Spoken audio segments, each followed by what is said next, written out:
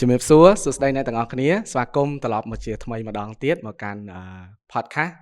របស់សាលា Cloling អន្តរជាតិភ្នំពេញដែលមានឈ្មោះថា Beyond Cloling ដែល podcast នេះយើងធ្វើឡើងក្នុងគោលបំណងដើម្បីផ្សារភ្ជាប់ទំនាក់ទំនងជាមួយនឹងអតីតសិស្សរបស់សាលា Cloling អន្តរជាតិភ្នំពេញហើយយើងអញ្ជើញពួកគាត់មកដើម្បីនិយាយចែករំលែកបទពិសោធន៍ដែលគាត់បានមានជាមួយនឹងសាលា Cloling ហើយជាពិសេសការងារក៏ដូចជាអ្វីដែលគាត់ធ្លាប់មានបទពិសោធន៍ជាក់ស្ដែងនៅក្នុងសង្គមហើយឥឡូវនេះយើងមានភ្ញៀវពិសេសម្នាក់ទៀតមកចូលរួមជាមួយនឹងយើងទាំងអស់គ្នានៅក្នុងថ្ងៃនេះសូមស្វាគមន៍ជូរីអូខេតោះជំរាបសួរជូរីជំរាបសួរបងតោះឥឡូវសូមណែនាំខ្លួនទៅកាន់អ្នកមើលយើងតិចណាចាជាថ្មីម្ដងទៀតជំរាបសួរបងក៏ដូចជាជំរាបសួរទស្សនិកជនទាំងអស់គ្នានាងខ្ញុំឈ្មោះជឹមជូរីជាអតីតសិស្ស Cloling អន្តរជាតិភ្នំពេញដែលបានបញ្ចប់ការសិក្សាកាលពីឆ្នាំ2022កន្លងទៅចាអូខេជូរីចប់2020ណា2022 2022ច្រឡំសុំទោះ2020ខ្ញុំឯងចឹងខ្ញុំចង់និយាយថាខ្ញុំចប់កាល2020ចឹងខ្ញុំត្រូវសិស្សច្បងជូរី2ឆ្នាំដោយសារខ្ញុំfirst generation high school នៅ Cloling ណាដំបូងណាអូខេជូរីសុខសប្បាយបងអត់អីទេណាថ្មីឮថាទៅមកពីណាពីកូរ៉េចាអូខេលយអូខេហ្នឹងហើយជូរីហើយនឹងខ្ញុំបានឲ្យយើងតាក់ទងគ្នាច្រើនណាអត់អីអត់សូវឃ្លាតឆ្ងាយគ្នាហ្មងទេដោយសារគាត់មក Cloling អីញឹកញាប់ឬក៏មកព្រះវិហារដែលនៅជិតសាលាយើងនេះញឹកញាប់អញ្ចឹងយើងជួបសារជាប់តំណែងគ្នាច្រើនហើយថ្ងៃនេះបានអញ្ជើញជូរីមកចែកម្លែកបទពិសោធន៍អីផ្សេងហើយនឹងនិយាយអំពីរឿងដែលជួបផ្ទាល់នៅក្នុងជីវិតហើយជាពិសេសយើងចង់និយាយអំពីសាលារបស់យើងដែរ Cloling ដោយសារឥឡូវយើងចប់អស់ហើយតែយើងចង់រំលឹកអនុស្សាវរីយ៍ចាស់តិចណាអូខេតោះឥឡូវកុំឲ្យខាតពេលយូរយើងនិយាយអំពីសាលា Cloling របស់យើងមិនដែរណាឥឡូវចង់សួរជូរីតាក់ទងនឹងថាបានថាសកម្មភាពអីមួយឬក៏អ្វីណាមួយដែលជូរីចាំអត់ភ្លេចពីសាលា Cloling នឹងថាឲ្យទៅលើឈ្មោះ Cloling ខ្ញុំនឹកឃើញមួយហ្នឹងហ្មងនឹកឃើញសកម្មភាពហ្នឹងហ្មងនឹកឃើញរឿងហ្នឹងហ្មងវត្ថុហ្នឹងហ្មងវាអញ្ចឹងណាឥឡូវសុំចែកម្លែកផ្លេតមួយមកថានឹកឃើញអីគេពេលលើឈ្មោះ Cloling ចាំអីគេយ៉ាងគេចាឲ្យតែលើ Cloling ខ្ញុំនឹកឃើញកាលពេលពីខ្ញុំប្រឡងអញ្ចឹងនៅ high school គឺយើងមានប្រឡងប្រចាំខែប្រឡងឆមាសអញ្ចឹងមិនថាប្រឡងប្រចាំខែឬឆមាសទេប្រឡងដូចបាក់ដប់អញ្ចឹងតឹងរឹងខ្លាំងអញ្ចឹងពេលប្រឡងយើងមានគ្រូទទួលបន្ទុកថ្នាក់គាត់ចាំនៅក្នុងការពិនិត្យពួកយើងហើយក៏បំបែកសិស្សអត់ឲ្យអង្គុយមួយគ្នាដែរជាពិសេសគឺ no cheating អត់ឲ្យចម្លងគ្នាហ្មងចាហើយបទពិសោធន៍ដែលខ្ញុំចាំមួយទៀត Cloling ដោយសារតែខ្ញុំមកភ្នំពេញថ្មីអញ្ចឹងបទពិសោធន៍របស់ខ្ញុំស្គាល់តែផ្លូវពីផ្ទះទៅសាលាទេមក Cloling ដំបងចាហ្នឹងហើយតែថាយើងរៀនទាំងអស់គ្នាណាហើយ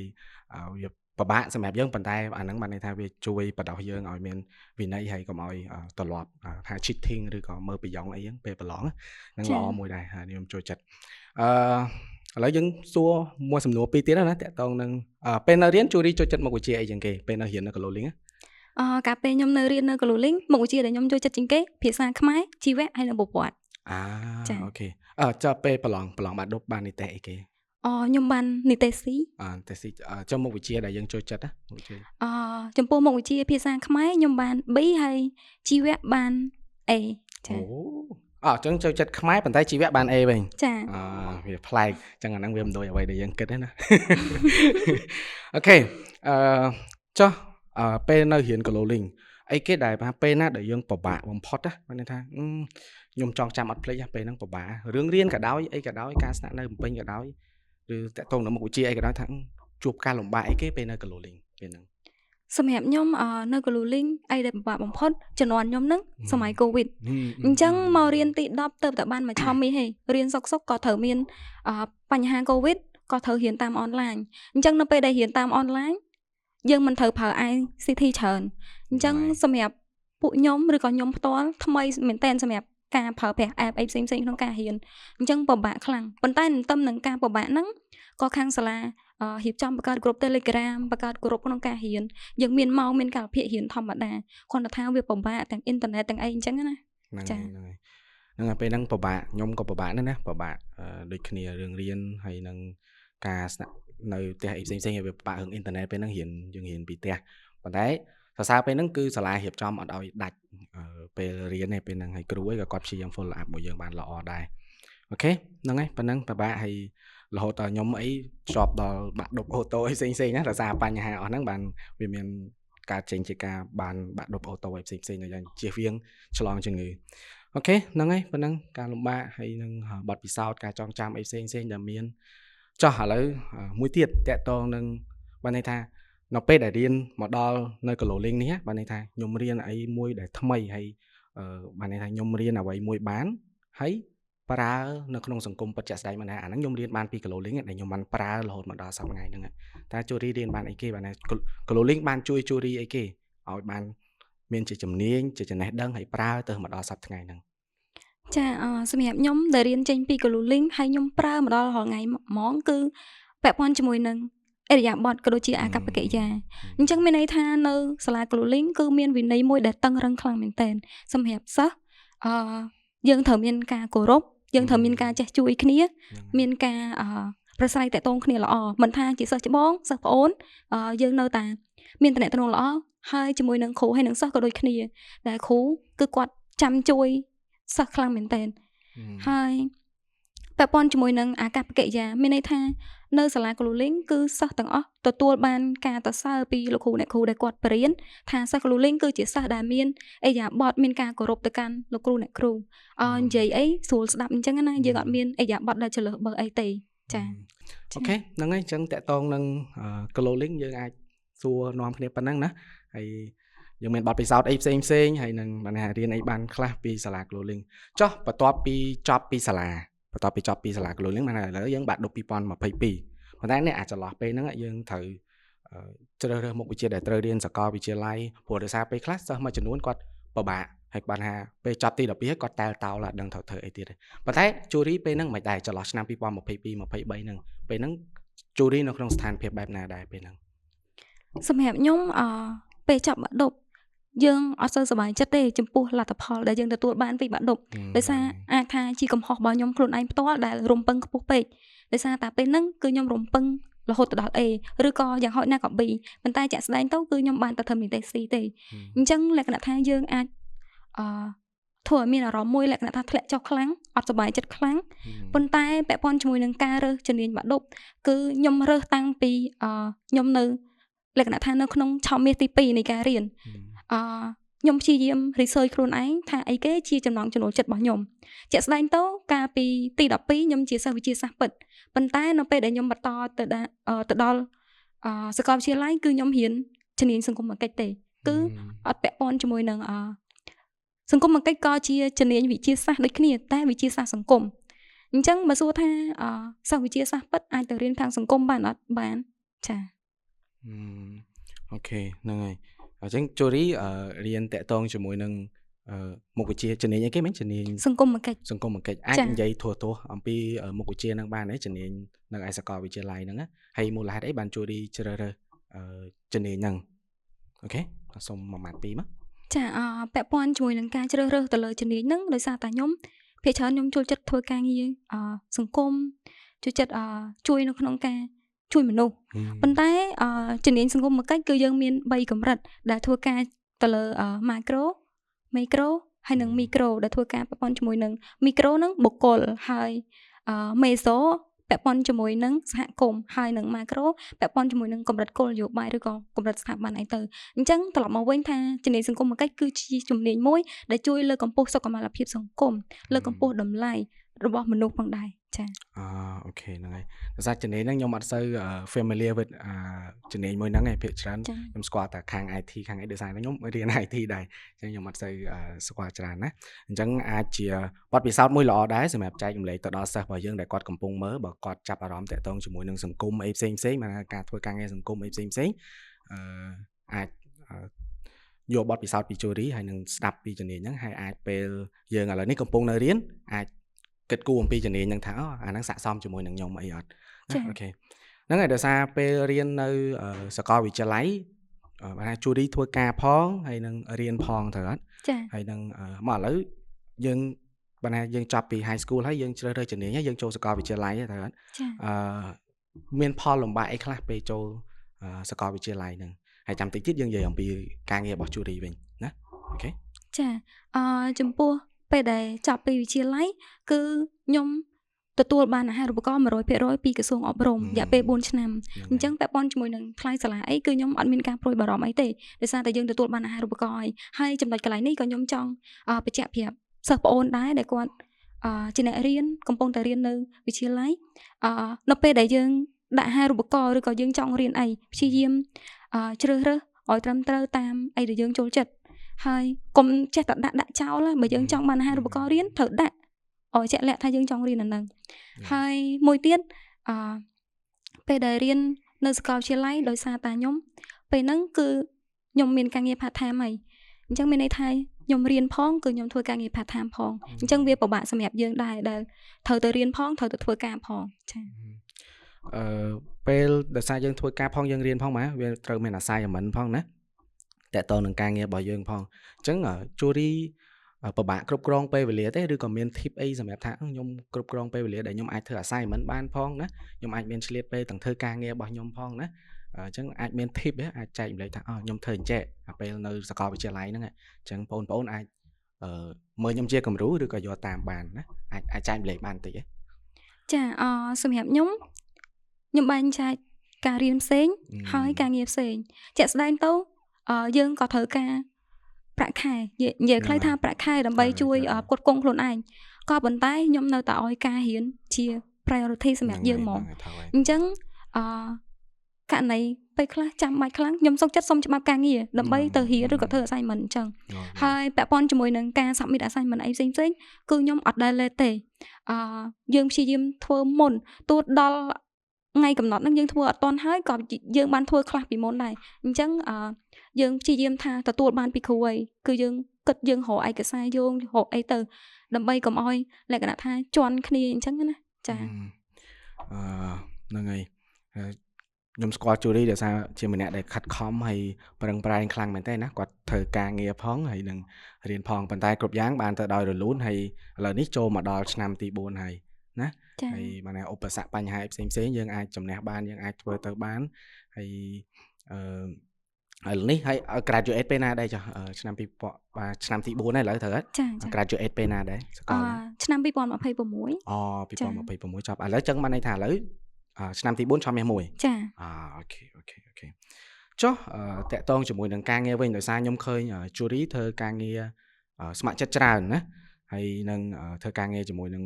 ស្ថាប័នអីធំដូចជាឧទាហរណ៍ជាក់ស្ដែងក្រសួងកិច្ចការនារីណាហើយនឹងធ្លាប់ឃើញទៅចូលរួមធ្វើការងារនៅឯ Asia Game នៅពេលដែលខ្មែរយើងធ្វើជាម្ចាស់ផ្ទះណាជូរីទៅចូលរួមជួយធ្វើការងារអីនឹងផ្សេងដែរឥឡូវសុំនិយាយតាក់ទងជាមួយនឹងការងារសង្គមតែជូរីមានអារម្មណ៍បែបណាហើយធ្វើម៉េចបានអាចចូលរួមការងារនឹងបានធ្វើការងារនឹងបានមានមនុស្សស្គាល់ច្រើនមានតំណែងច្រើនជាមួយនឹងអ្នកខាងក្រៅហើយឥឡូវសុំនិយាយអំពីការងារដែលជូរីធ្វើនៅឯក្រសួងកិច្ចការនារីណាអូខេណាចាពាក់ព័ន្ធជាមួយនឹងក្រសួងកិច្ចការនារីខ្ញុំជាអ្នកស្ម័គ្រចិត្តតាំងពីឆ្នាំ2023មកដែលយើងធ្វើការពាក់ព័ន្ធជាមួយនឹងការលើកកម្ពស់ភាពជាអ្នកដឹកនាំរបស់ក្មេងស្រីហើយនិងស្ត្រីហើយបន្តមកទៀតចុងឆ្នាំ2024 2025នេះខ្ញុំជាអ្នកហាត់ការជាអ្នកដែលទៅសិក្សារៀនសូត្រនៅក្រសួងកិច្ចការនារីនៅនាយកដ្ឋានសម្ភារ gender ដែលយើងធ្វើការពាក់ព័ន្ធជាមួយនឹងក្មេងស្រីហើយនិងស្ត្រីក្នុងភាពជាអ្នកដឹកនាំដូចគ្នាហើយចំពោះបទពិសោធន៍ដែលការទៅធ្វើការនៅទីនោះខ្ញុំរៀនបានច្រើនដែលនៅក្នុងហ្នឹងបងដែលនៅខាងស្ថាប័នគឺគាត់ផ្ដល់ឱកាសឲ្យយើងរៀនសូត្រពាក់ព័ន្ធជាមួយនឹងភាពជាអ្នកដឹកនាំហើយជាពិសេសនៅពេលដែលខ្ញុំទៅធ្វើការនៅហ្នឹងគឺខ្ញុំទទួលបានឱកាសក្នុងការអភិវឌ្ឍអនុវត្តផ្ទាល់តែម្ដងមានន័យថាគឺយើងមានកម្មវិធីអញ្ចឹងទៅជ្រើសរើសយុវជនស្ម័គ្រចិត្តអញ្ចឹងនៅក្នុងហ្នឹងគឺខ្ញុំអាចដឹកនាំក្រុមយុវជនស្ម័គ្រចិត្តជ្រើសរើសយុវជនស្ម័គ្រចិត្តតាមរយៈការសម្ភាសន៍ពួកគាត់អីជាដើមហើយនៅខាងក្រសួងកិច្ចការនារីខ្ញុំក៏ធ្វើជា MC នៅតាមកម្មវិធី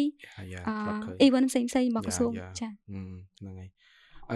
ចុះរបៀបថាដើម្បីចូលបើសិននៅខ្មែរយើងបើសិនយើងធ្វើការនៅក្រសួងណាមួយបានន័យថាយើងមានតំណែងល្អហើយយើងមានចំណេះដឹងអីច្រើនដើម្បីអាចចូលទៅក្នុងធ្វើការងារតាក់ទងនឹងក្រសួងហើយស្ថាប័នអីផ្សេងៗជូរីអាចថាតើយើងត្រូវសិក្សាទៅលើអីឬក៏យើងត្រូវមានតំណែងល្អមិនបាន networking ល្អមិនដើម្បីយើងអាចចូលទៅធ្វើការនៅកន្លែងហ្នឹងបានឬក៏គ្រាន់តែជាការងារស្ម័គ្រចិត្តឬមិនដែរចាពាក់ព័ន្ធជាមួយនឹងការងារស្ម័គ្រចិត្ត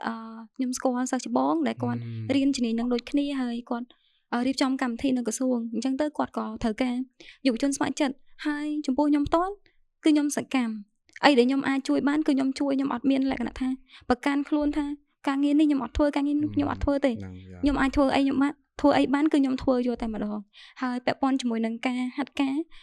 ខាងសាលារៀបចំឲ្យប៉ុន្តែក៏ត្រូវការជ្រើសរើសពីខាងក្រសួងដូចគ្នាដែរចា៎អូខេហ្នឹងហើយអញ្ចឹងខ្ញុំឃើញបានជូរីធ្វើច្រើនណាតាមបណ្ដាញសង្គមអីផ្សេងៗហើយឃើញមានផុសនៅលើpage របស់ក្រសួងកិច្ចការនារីដែរណាអញ្ចឹងបានន័យថាយើងធ្វើការងារបានច្រើនមែនទែនហើយស្ម័គ្រចិត្តចូលរួមការងារសង្គមបានច្រើនមែនទែនចុះតាក់ទងជាមួយនឹងការខ្មែរយើងធ្វើម្ចាស់ផ្ទះអាស៊ីហ្គេមជូរីទៅធ្វើពេលហ្នឹងធ្វើអីគេដែរហើយបទពិសោធន៍មិនខ្លះពេលហ្នឹងចាចំពោះការពី SEA Games ខ្ញុំជាអ្នកស្ម័គ្រចិត្តចាំសម្រាប់សម្រួលអ្នកចូលរួមទស្សនាអញ្ចឹងណាហើយចាំស្វាគមន៍ដែរពាក់ព័ន្ធជាមួយនឹងបទពិសោធន៍ SEA Games ហ្នឹងគឺថ្មីសម្រាប់ខ្ញុំហ្មងពេលហ្នឹងឃើញខាងស្ថាប័នផុសជ្រើសរើសយុវជនស្ម័គ្រចិត្តអត់គិតអីច្រើនទេដាក់ហ្មងចង់ធ្វើសំខាន់ចង់ធ្វើណាតែកាលហ្នឹងគេរើសច្រើនដែរត្រូវរើសច្រើនដែរកាលហ្នឹងខ្ញុំអត់បានចូលរួមដោយសារខ្ញុំអត់នៅចិត្តនេះអញ្ចឹងហើយអត់បានចូលរួមទេពេលហ្នឹងគេប៉ុន្តែសប្បាយអត់ពេលហ្នឹងសម្រាប់ឬក៏ហត់ឬក៏មិនដែរកម្មវិធី SEA Games គឺយើង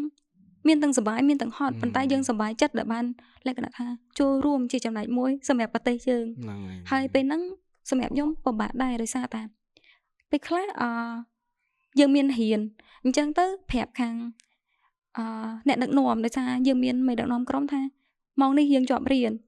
អត់បានទៅទេហើយម៉ោងខ្លះខ្ញុំជាប់ធ្វើការអញ្ចឹងណាអញ្ចឹងប្រាប់ខាងកន្លែងការងារគេខ្ញុំធ្វើការតាមមកព្រឹកអីអញ្ចឹងទៅហើយសុំទៅធ្វើការងារស្ម័គ្រចិត្តហើយកន្លែងការងារក៏គាត់អត់ខាត់ដែរអញ្ចឹងអនុស្សាវរីយ៍ច្រើនពី SEA Games ចាចឹងមិនថាយើងឲ្យតម្លៃលើការងារអីមួយច្បាស់លាស់ហើយបើសិនជាអាមានអាមួយគេបើជន់គ្នាយើងអាចកាត់អាផ្សេងចេញសិនណាសំខាន់យើងឲ្យតម្លៃលើអីឲ្យអត្ថិភាពទៅលើអីសំខាន់ណាអូខេតោះឥឡូវហ្នឹងហើយបទពិសោធន៍ជូរីច្រើនណាស់តាក់ទងជាមួយនឹងឥឡូវយើងនិយាយក្នុងស្រុកឥឡូវពេលថ្មីនេះជូរីបានទៅប្រទេសកូរ៉េខាងត្បូងណាបានទៅចូលរួមក្នុងកម្មវិធី workshop មួយឥឡូវអាចនិយាយធัวអំពីកម្មវិធីហ្នឹងបន្តិចបានទេហើយតិចខ្ញុំសួរតទៀតអូខេចាចំពោះឱកាសដែលខ្ញុំបានទៅចូលរួមកម្មវិធីនៅកូរ៉េរយៈពេល1អាទិត្យដែលយើងទៅគឺទៅបន្តការសិក្សារៀននេះដោយសារតែមុនដែលបានទៅហ្នឹងគឺយើងមាន training 3អាទិត្យនៅប្រទេសខ្មែរយើងtraining ហ្នឹងដែលរៀបចំឡើងដោយខាងកូរ៉េដូចគ្នាប៉ុន្តែក៏ត្រូវការជ្រើសរើសពីខាង UPP ដូចគ្នាដែលសាលាប្រកាសជ្រើសរើសពេលហ្នឹងសាលាប្រកាសជ្រើសរើសខ្ញុំក៏ដាក់ពាក្យក្នុងការចូលរៀនហើយបន្ទាប់ពីដាក់ពាក្យក្នុងការជ្រើសចូលរៀនហើយយើងបញ្ចប់អាហ្នឹងយើងក៏ត្រូវមានការប្រកួតប្រជែងដែរ presentation ដើម្បីជ្រើសរើសយកក្រុមណាដែលធ្វើបានល្អជាងគេដើម្បីទៅរៀនបន្ថែមនៅកូរ៉េខាងត្បូងអញ្ចឹងក្រុមខ្ញុំក៏ជាក្រុមមួយដែល select យកទៅរៀនបន្ថែមនៅកូរ៉េខាងត្បូងហើយខ្ញុំសូមនិយាយតិចតួចពាក់ព័ន្ធជាមួយនឹង program ហ្នឹងគឺអត់សូវ relate ទៅជំនាញរបស់ខ្ញុំប្រហែលទេដោយសារតែយើងទៅនោះគឺយើងរៀនអំពី digital អញ្ចឹងអាចមានបជា drone មានបជាអីនៅក្នុងហ្នឹងចាលក្ខណៈថារៀងខុសក៏ប៉ុន្តែសួរថាទៅមួយគេបានអត់បានគ្រាន់តែថាយើងនៅតែយ៉ាងយឺតជាងគេចាតែជាឱកាសដ៏ល្អមួយចាប៉ុន្តែយើងទៅហ្នឹងទៅជាក្រុមទេចាទៅជាក្រុមហើយជាប៉ុន្មានអ្នកដែរសម្រាប់សិស្សខ្មែរយើងដែលចេញពីសាលា UPP គឺមាន8នាក់ហើយយើងមានពីបណ្ដាប្រទេសផ្សេងៗដូចជាឥណ្ឌូវៀតណាមចាឡាវភាគច្រើនមកពីអាស៊ីរបស់យើងណាចាអាស៊ីអាគ្នេយ៍ខ្មែរយើងមានខ្មែរយើងទៅចូលរួមដែរតែខាងហ្នឹងប្រទេសខាងអាស៊ីអាគ្នេយ៍ចាអូខេសប្បាយអត់ពេលទៅសប្បាយរៀនបានច្រើនបានដើរលេងណាខ្លះបានដើរលេងនៅវាំងកូរ៉េមានបានស្លៀកសម្លៀកបំពាក់កូរ៉េអត់បានទេលឿនពេកដោយសារតែយើងមាន schedule តក់ជន់គ្នាអញ្ចឹងយើងអត់អាចចំណាយពេកអញ្ចឹងភាគច្រើនពេលទៅហ្នឹងគឺ focus តែលើរៀនទេអត់សូវដែលបានដើរលេងតែឃើញមានថតបានដើរលេងខ្លះដែរតែដើរលេងពេលយប់ដើរលេងពេលយប់ហើយនឹងទៅដូចមានសិស្សច្បងនៅហ្នឹងជួយនាំដើរលេងដែរឃើញអូខេបទពិសោធន៍អីនៅកូរ៉េដែលចងចាំថាអូខ្ញុំទៅកូរ៉េសប្បាយខ្ញុំចង់ចាំអាហ្នឹងពេលទៅកូរ៉េ តែសាលាយើងមាន principal ជាជនជាតិកូរ៉េដែរណា ចា យើងមានឱកាសបានទៅកូរ៉េទៀតអូខេចុះឥឡូវនិយាយយើងមកច្រើនណាវែងឆ្ងាយច្រើនឥឡូវនិយាយបទពិសោធន៍តាក់ទងនឹងកូរ៉េតិចមកចែកម្លែកដល់អ្នកស្ដាប់របស់យើងតិចមក ចាចំពោះបទពិសោធន៍ដែលទៅកូរ៉េ គឺ សប្បាយក៏បាន set ក៏បានអីក៏បានដែរនិយាយ សប្បាយប៉ុន្តែយើងរួលច្រើនដោយសារតែយើងមាន schedule ជាន់ៗគ្នាអញ្ចឹងណាហើយចំពោះការដែលទៅរៀននៅកូរ៉េនៅខ្មែរយើងអាចនឹងចម្លែកតែនៅកូរ៉េគេដើររហូតគេដើរគេអត់ដូចខ្មែរយើងជិះម៉ូតូជិះអីអញ្ចឹងណាប៉ុន្តែនៅកូរ៉េគឺទទួលបានបទពិសោធន៍មួយដែលដើរច្រើនចាហើយពាក់ព័ន្ធជាមួយនឹងការរៀនវិញនៅកូរ៉េ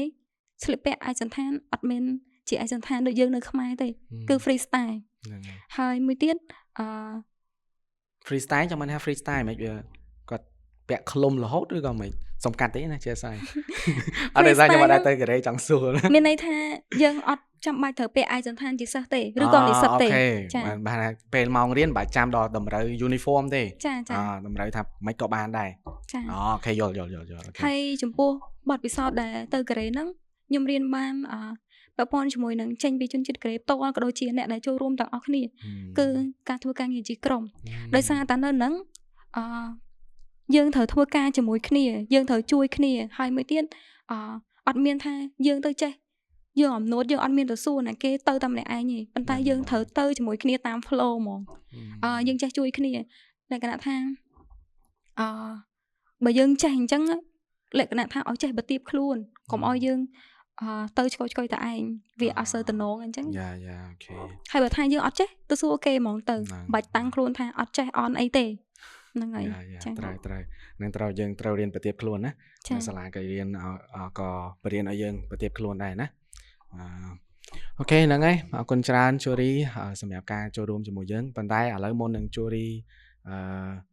បានបញ្ចប់ podcast នេះជាមួយយើងអញ្ចឹងជូរីអាចមានអីជាការផ្ដាំផ្ញើបានថាជា quote ជាអីណាមួយក៏ដោយបាទផ្ដាំផ្ញើថាសិស្សប្អូនជំនាន់ក្រោយហើយជាពិសេសសិស្សសាលា Cloling អនឡាញឥឡូវនៅ Cloling នេះគួរតែចាប់អានេះរៀនអានេះហើយខំប្រឹងឲ្យមែនតើឬក៏យ៉ាងណាហើយនឹងតែបទពិសោធន៍ជីវិតអីដែលជូរីចង់ផ្ដាំផ្ញើទៅអ្នកស្ដាប់របស់យើងឬក៏សិស្សានុសិស្សដែលជាសិស្សប្អូនរបស់យើងណាអូខេឥឡូវសូមបន្តិចមកណាមុនយើងបញ្ចប់ជាមួយគ្នាចាខ្ញុំមានជាសារលើកទឹកចិត្តមួយចំនួនជូនទៅកាន់សិស្សប្អូនដែលទើបតែបញ្ចប់បាក់ឌុបថ្មីក៏ដូចជាកំពុងតែរៀននៅវិទ្យាល័យ Cloling អញ្ចឹងសម្រាប់បងប្អូនដែលទើបតែចប់បាក់ឌុបថ្មីព្យាយាមរើសសាលាណាដែលខ្លួនឯងពេញចិត្តរើសជំនាញណាដែលត្រូវជាមួយនឹងខ្លួនឯងសុំមួយយ៉ាងកុំតាមគេឬគេរៀនអាហ្នឹងទៅតាមអាហ្នឹងគេរៀនហើយដល់ឆ្នាំទី1ទី2បោះបង់ចោលហ្នឹងហើយអញ្ចឹងព្យាយាម research មើលខ្លួនឯងសម័យឥឡូវ digital research មើលទៅថាខ្លួនឯងត្រូវនឹងអីគេចូលចិត្តអីគេអញ្ចឹងណាចាហើយទី2វិញពាក់ព័ន្ធជាមួយនឹងបងប្អូនដែលកំពុងតែរៀននៅវិទ្យាល័យអញ្ចឹងទី12យើងត្រូវប្រឡងប៉ុន្តែមានន័យថាតទៅទី12មិនយើងខំទេខំតាំងពីទី10ទី11មកហើយការជ្រើសរើសគឺយើងមានវិទ្យាសាស្ត្រពិតហើយនឹងសង្គមអញ្ចឹងដឹងខ្លួនឯងថាជ្រើសរើសមួយណាជំនាញចូលចិត្តខាងមុខវិជ្ជាអីគេជាងគេអញ្ចឹងណាសម្រាប់អូនដែលអត់សូវប្រកែដែរលក្ខណៈថាយើងរៀនយឺតជាងគេអញ្ចឹងព្យាយាមទៅសួរគាត់ដែលលេចធ្លោនៅក្នុងថ្នាក់ព្យាយាមសួរពួកគាត់ទៅឲ្យគាត់ជួយឬក៏គ្រូអញ្ចឹងខ្ញុំអាចនឹងមានអារម្មណ៍ថាយល់ជាមួយនឹងសិស្សមួយចំនួនដែលគាត់រៀងយឺតជាងគេនៅក្នុងថ្នាក់អញ្ចឹងគាត់អាចនឹងពិបាកនៅក្នុងការសួរគ្រូអញ្ចឹងព្យាយាមបើសិនជាមានភាពក្លាហានសូមសួរទៅកាន់គ្រូឬក៏រកជំនួយពីសិស្សច្បងឬក៏អ្នកដែលប្រកែនៅក្នុងថ្នាក់កុំលក្ខណៈថាអត់ចេះកន្លែងហ្នឹងហើយទុកចោលស្អែកឡើងរៀនអីផ្សេងអត់ចេះកន្លែងហ្នឹងដដែលអញ្ចឹងយើងនឹងកាន់តែយឺតអញ្ចឹងព្យាយាមក្លាហានក្នុងការទំនាក់ទំនងល្អសួរទៅកាន់គ្រូរបស់យើងឬក៏អ្នកដែលគាត់ប្រកែចា៎អូខេហ្នឹងហើយអ្នកទាំងអស់គ្នាឥឡូវយើងបានស្ដាប់ហើយឮបទពិសោធន៍អំពីអតីតសិស្សរបស់សាលា Cloling ណាជាសិស្សច្បងរបស់យើងណាអរគុណច្រើនជូរីសម្រាប់ការចែករំលែកបទពិសោធន៍សម្រាប់ថ្ងៃនេះឥឡូវយើងបានឮអំពីគាត់ហើយបទពិសោធន៍ហើយនឹងការតស៊ូការអត់ធ្មត់របស់គាត់ដែលគាត់មានកន្លងមកហើយនឹងរបៀបដែលគាត់ជំនះនៅបញ្ហានិងឧបសគ្គផ្សេងហើយបានន័យថារស់នៅយើងត្រូវរស់នៅដោយប្រទាបខ្លួន ពេលបើយើងត្រូវការជំនួយហើយឥរិយាបថអីផ្សេងៗឲ្យល្អក្នុងការរស់នៅប្រចាំថ្ងៃអញ្ចឹងអ្នកនរគ្នាអាចស្ដាប់ពីជូរីបានហើយអ្វីដែលគាត់ចែកម្លែកថ្ងៃនេះអាចយកទៅគិតពិចារណាហើយនឹងយកជាបទពិសោធន៍ផ្ទាល់ខ្លួនសម្រាប់ទៅថ្ងៃមុខណាអញ្ចឹងអរគុណច្រើនជូរីហើយនឹងជូនពរសុខភាពល្អសំណាងល្អព្រះអង្គប្រទានពរសង្ឃឹមយើងបានជួបគ្នាឱកាសក្រោយទៀតហើយយើងអង្គុយនឹងចែកម្លែកបទពិសោធន៍បើសិនជាជូរីមានអីដែលថ្មីចង់ចែកម្លែកទៅថ្ងៃមុខណាអរគុណច្រើនហើយនឹងជម្រាបលាទាំងអស់គ្នាហើយជួបគ្នានៅអេពីសូតក្រោយបាយបាយ